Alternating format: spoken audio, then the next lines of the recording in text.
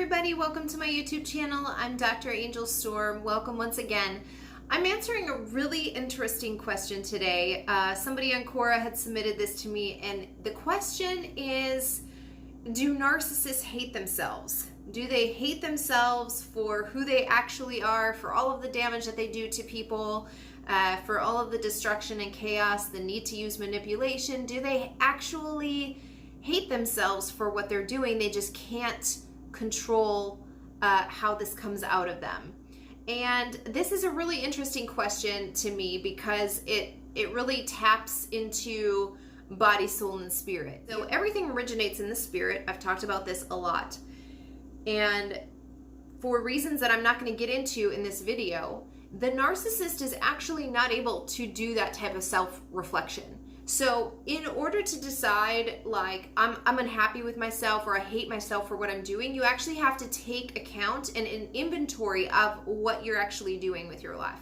So in order for me to say, I'm happy with how I responded to this situation, or I'm unhappy with how I responded to a situation, I actually have to reflect upon the situation, my behavior, the outcome of that situation, and other possible venues that I could have taken to resolve the situation or to come to some sort of conclusion, right?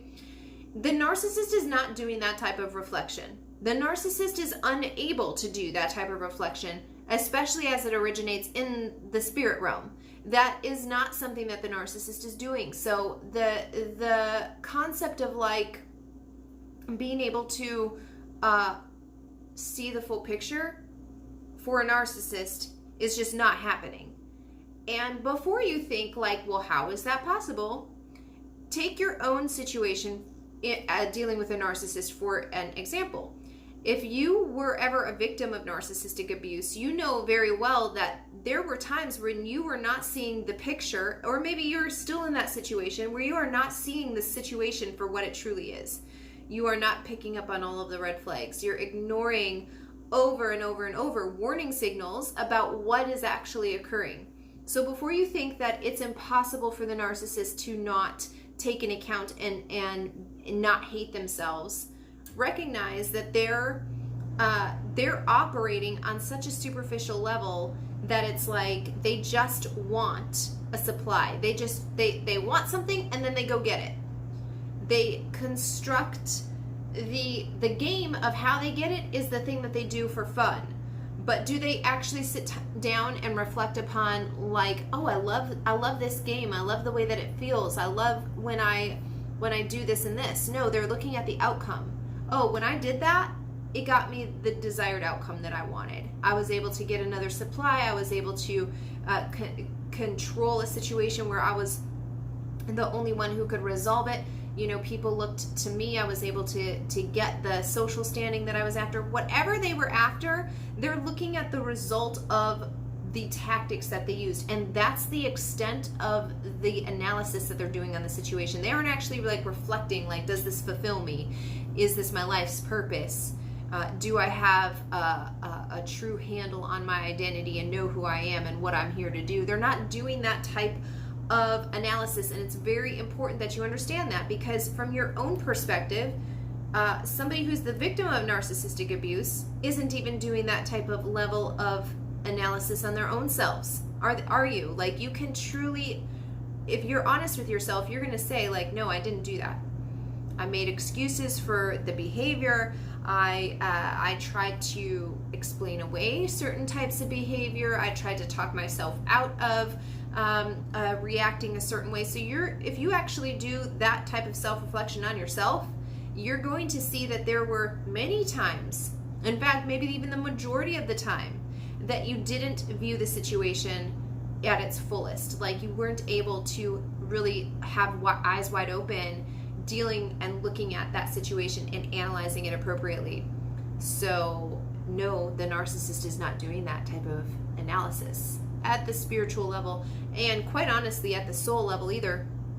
Your soul consists of your mind, your will, and your emotions. These are all very powerful things, aren't they? Because you can relate to feeling like you were in love with the narcissist. Even though that wasn't true love, you were feeling it, right? That's an emotion. You were feeling like you were in love. And so that clouded your vision. It clouded the way that you responded to certain situations.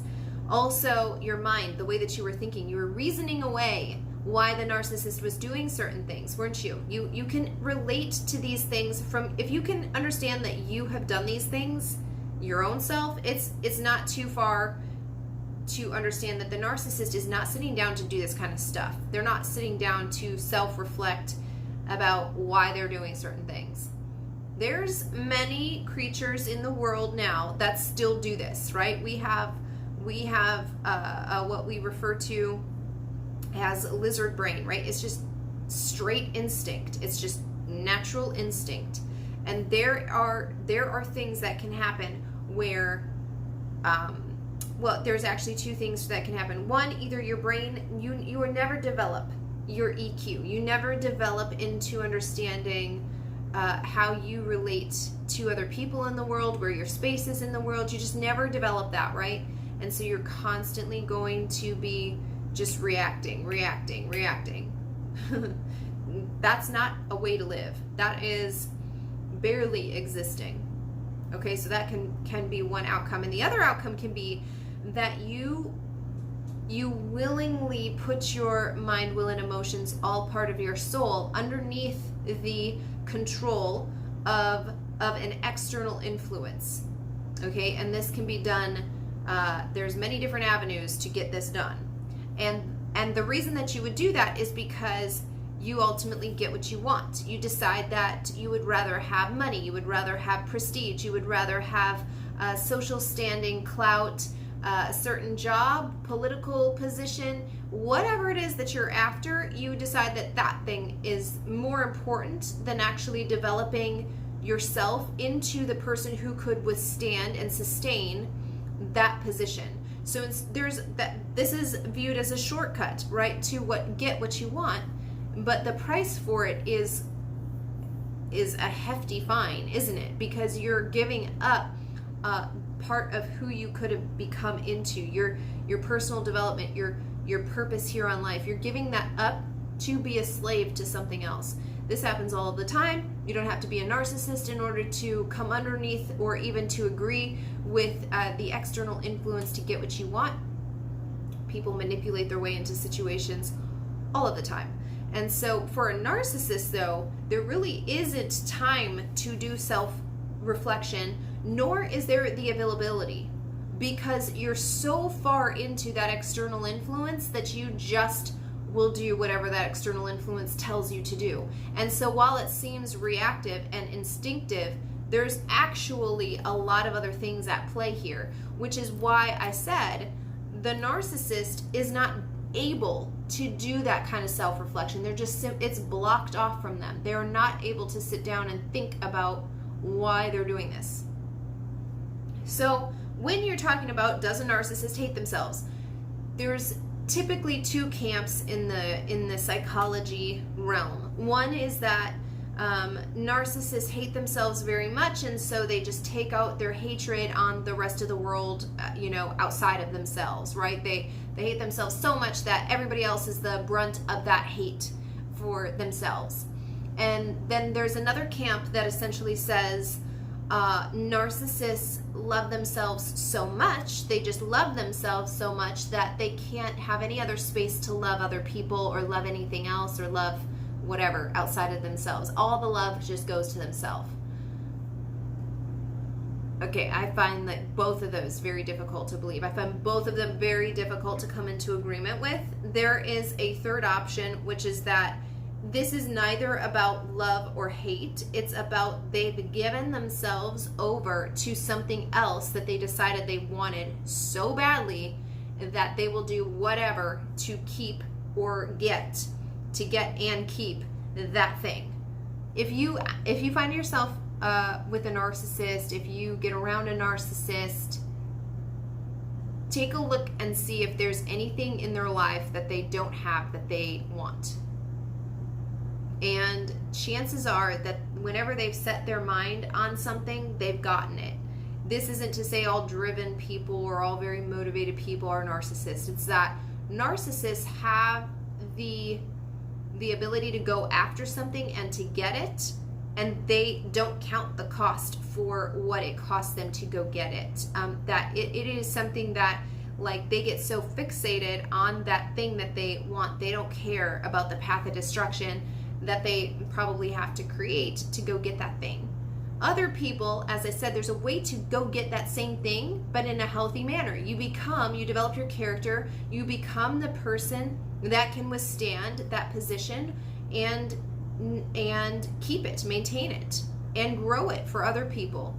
There's a healthy way to do it. The narcissist is always using the counterfeit method of getting whatever they want. So do narcissists love themselves, or do they hate themselves? I think they never took the time to even know themselves. So they can't decide if they love or hate themselves. They just never have taken the time and done the self-analysis. And as I just explained, they cannot do that. They're in a place at this point in their life for sure that they cannot do that analysis. So they're neither. Do they love themselves? Do they hate themselves? They're neither. They haven't done the analysis to decide whether or not it's one of those answers or somewhere in between. This is something that a struggle for a lot of people, I think, is to say, like, it has to be one or the other. But no, it doesn't. It doesn't have to be one or the other when you're completely controlled by something outside of yourself. And that's happening in the narcissist case. That is not an excuse to, and this is why when people think, like, oh, I'll just love them out of this, or if I do certain things and have it exactly the way the narcissist likes it, then they'll come out of it. No, they won't. They're so given over to their end goal, they don't care about the in-between part, which is the part that you're caring about right now. You're putting all of your effort into that in-between part. Guess what? The narcissist is focused on the end goal. So I hope this helps kind of answer your question, or at least add another dimension into the way that you perceive love and hate, and self-love and self-hate especially. I hope that it really gives you another thing to start thinking about, and another perspective on narcissism and on narcissistic personality disorder, and quite honestly the spectrum that narcissism is. So that is my take on this situation anyway. You guys, I hope this video has helped you. Again, I'm Dr. Angel Storm. If you haven't already, be sure to subscribe to my channel below and turn on the little bell so that you're notified whenever I upload a new video to this channel.